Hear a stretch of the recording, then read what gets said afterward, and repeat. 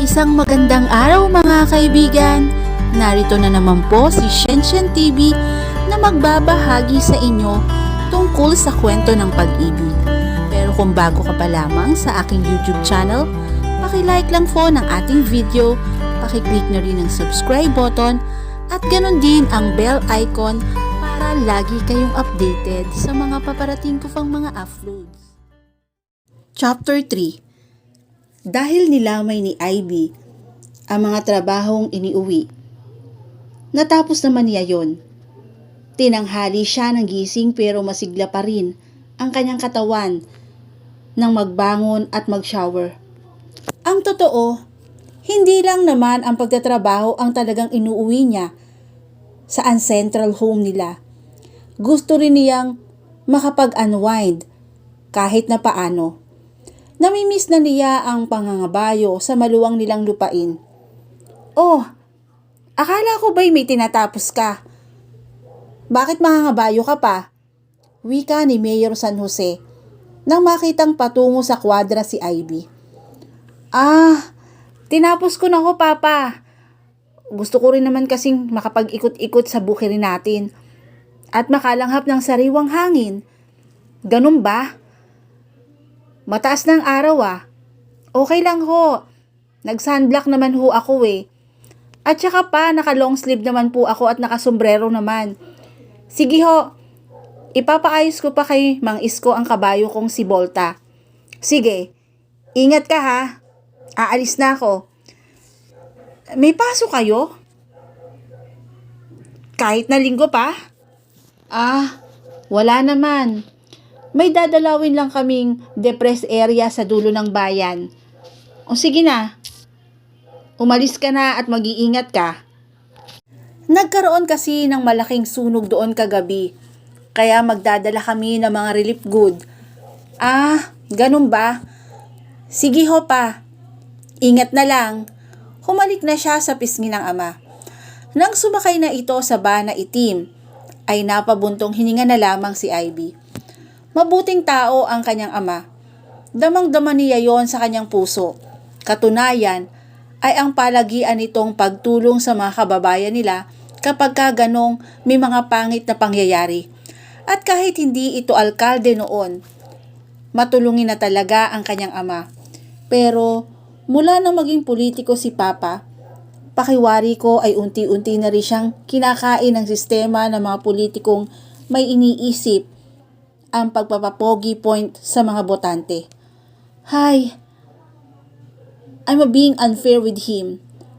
Masyado lang ba akong tutol sa pagiging politiko niya? Kaya ako nagkakaganito. Naiiling na lamang na tinungo na lamang ni Ivy ang kwadra ng kabayo. Nang makalabas na sa malaking gate ang van na sinasakyan nito. Nang makita niya ang sota ng mga kabayo nila, ay ipinapaayos na niya ang paboritong kabayo na si Volta para makapag-ikot na siya sa asyenda. Oh, kaya pa ba?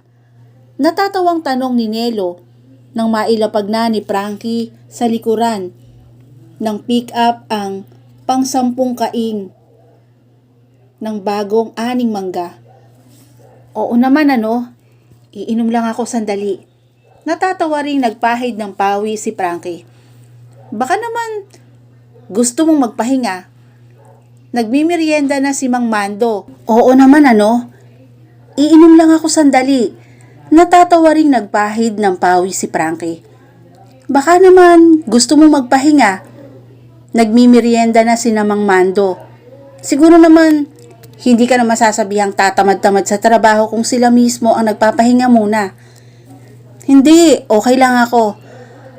Marami pang aanihing manggaw Baka hindi matapos na pitasin ang mga bunga ng punong yan sa maghapon lang na ito. Oh, may bukas pa naman Kahit na, mainam na yung kusang natigilan sa iba pang sasabihin si Frankie na may mahagip ang kanyang paningin na palapit sa kinaroroonan nila. Wow! O bakit? Maang natanong ni Nelo. May parating na anghel. Parang Ang puso ko'y nagsisirko yata. Nagkakanda bulol-bulol ang kanyang pagsasalita sa kanyang nakita. Ano? Ang OA mo.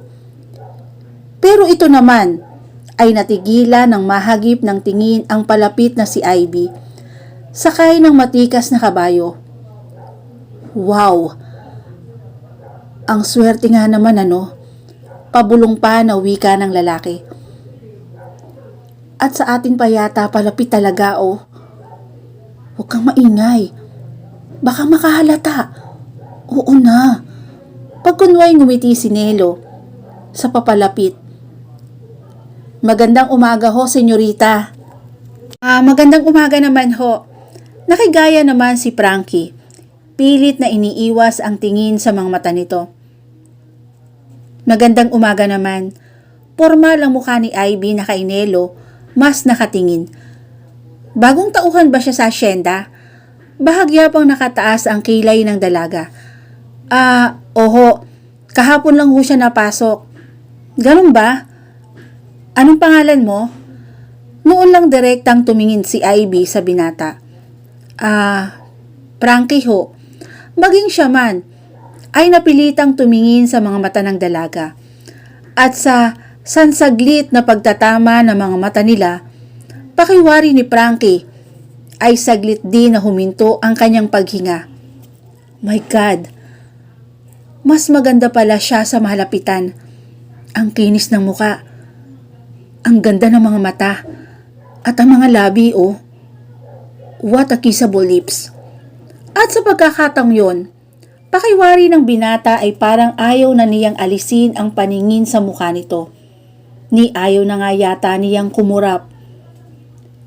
Pinsan? Bahagyang siniko ni Nelo si Frankie. Ha? Napapitlag pa siya.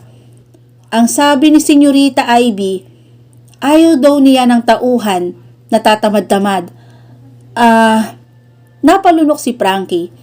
Hindi siya makapaniwala na may iba na palang sinasabi ang dalaga ay hindi pa niya naririnig. Hindi po ako tatamad-tamad. Masipag ho ako, agad niyang wika. Mabuti. Nakataas pa rin ang kilay na wika ni Ivy. Sige, mag-iikot pa ako. At siya nga pala, ayoko rin sa tauhan. Kung makatitig ay parang gusto na akong kainin ha. Saka hinaplit nito ang renda ng kabayo at lumayo na sa kanila. Nakamaang na lamang na sumunod ang tingin ni Frankie sa magandang amo. Pare, ano ka ba? Bakit mo naman tinititigan ng ganon si Senyorita Ivy? Bakit ba? Paano ko ba siya titigan? Maging siya ay hindi maalala ang nagawa. Asus, hindi mo alam na titig ka sa kanya at bahagya pang nakanganga habang may sinasabi siya. Ha? Ginawa ko talaga yun? Oo naman ano. Kaya siguro naiinis. At siguro naiilang na rin. Sa bagay, ibang klase naman kasi kung makatitig ka eh. Parang gusto mo nang dambahin sa kabayo niya yung tao eh. Napakamot na lamang sa ulo si Frankie. Ganun siya na mesmerize kay Ivy. Napailing na lamang ang binata. Hindi yata niya matandaan na nagkaganon siya sa kahit na sinong babae. Alright, maraming magandang babae na siyang nakakadaupang palad at hinahangaan talaga. Pero, but not to the point na parang nawala siya sa sarili. In fact, ang mga babaeng iyon ang tila nawala sa sarili ng kamayan niya o kaya ay ng matitigan niya. At ang ilan sa kanila, hindi lang nagparamdam ng pangaakit sa kanya, bagkus ay agad na ring kumapit at hindi na humiwalay sa kanila. Pero si Ivy, ang sungit naman niya, mukhang hindi effective ang gandang lalaki ko sa kanya. Sa bagay, nakaka-turn off nga naman na isa lang akong trabahador sa asyenda nila. Siguradong mga big time ang manliligaw niya, no? Parang gustong mainis ni Frankie dahil nagkakilala sila ni Ivy sa maling pagkakataon at maling lugar. Nakakainis naman. Nakakainis talagang lalaking yun. Bakit ganun ko makatitig? Parang gusto na akong dungisan at lundagin. Pero ang gwapo niya. Mas gwapo pala siya sa mahalapitan. At ang tangkad niya. Ang laki pa ng katawan. Parang hindi talaga bagay sa kanya ang maging trabahador sa asyendang ito. Habang iniisip yun ni Ivy, hindi siya aware na napalakas na pala ang haplit niya ng latigo sa kinalulula ng kabayo. May nobya na kaya siya? O baka may asawa na? Pero ano bang pakialam ko? Shit! Nanlaki na lamang ang mga mata ni Ivy nang ma-realize kung gaano nakatulin ang takbo ni Volta. Volta, tigil! Pinilit niyang pigilan ang renda ng kabayo. Pero huli na. Nag-aalburuto na pala ang hayop. Marahil ay nasaktan sa lakas ng palo ng latigo. Lalo pa itong tumulin sa pagtakbo. Paikot sa kaparangan. Saklolo! Saklolo! Nagawa pa niyang sumigaw habang pilit na hinihigpitan ng hawak sa renda. Naalerto ang mga tauhan ng asyenda na nakatanaw sa pangyayari. Ang senyorita, tulungan ninyo! Isang matandang lalaki ang napasigaw. Pare, ang bilis ng takbo ng kabayo niya! Turo ni Nelo kay Frankie. Shit, oo nga! Baka mahulog siya! Ang ilang kababaihang naroon ay napatili na rin. Umikot ang tingin ni Frankie sa paligid hanggang masulyapan ng lalaki ang isang kabayong nakatali sa isang puno. Walang inaksayang sandali si Frankie. Tinakbo niya ang kabayo. Oh, saan ka pupunta? Tawag ni Nelo. Pero tila walang narinig na hindi man lang lingon ang lalaki. Agad niyang kinalag sa pagkakatali ang kabayo at sinakyan. Oh, baka ihulog ka niyan. Si Maron yan. Napasigaw na lamang ang may edad na lalaki na may-ari ng kabayo. Pero minsan pa ay wala nang inaksayang sandali si Frankie. Hinaplit niya ang patakbo sa kabayo para habulin ang nagwawalang si Volta. Senyorita, humawa ka ng mahigpit. Nariyan ako. Malakas sa sigaw ng binata. Hanggang sa wakas ay nakaagapay na ang kabayo ni Frankie sa kabayo ng dalaga. Saklolo! Tulungan mo ako! Mahuhulog na ako! Kanda iyak na sa ibabaw ng kabayo si Ivy. Nariyan na ako! Walang pagdadalang isip na tumayo sa ibabaw ng kabayo si Frankie, saka kumuha ng tiyempo at mismong palakang lumundag sa kabayong dala ng dalaga. Sakto ang bagsak ng binata sa likurang bahagi ng kabayo. Mabilis niyang inagaw kay Ivy ang renda at halos mayakap na niya ito dahil nasa unahan nakaupo. Pero hindi na muna iniisip yun ni Numan sa kanila. Ang mahalaga ay mapigilan ang pagtakbo ng kabayo. Ginamit ni Frankie ang lahat ng lakas para pigilan sa pagtakbo ang kabayo na lalo yatang natakot dahil bumigat ang sakay nito. Bagamat bahagyang bumagal ang takbo nito, nakasuot pa rin ito sa kasukalan kung saan maraming malalaking puno ang naging hadlang sa pagtakbo nito. Hanggang tuluyan ng huminto si Volta nang maramdaman ang malakas sa pagpigil ng mga kamay ng binata sa renda nito. Huminto na! Ligtas ka na! At natigilan si Frankie nang tuluyang lumungay-ngay sa mga bisig niya ang katawan ni Ivy. Nahimatay na pala ito sa sobrang takot. Mabuti na lamang at nasaklolohan na niya ito. Kung nagkataon ay kanina pa pala ito nahulog. Ivy!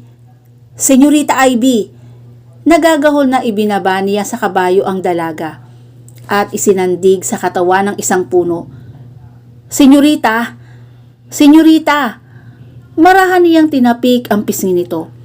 Pero wala pa ring malay ang dalaga. Nagkaroon tuloy ng mas malayang pagkakataon si Frankie na titigan ito sa malapitan. Partikular ang magandang korte ng mga labi na tila nawala na ng kulay dahil sa nerbiyos. Ang ganda ng mga labi niya. Parang ang sarap halikan. Naipilig ni Frankie ang ulo. Damn!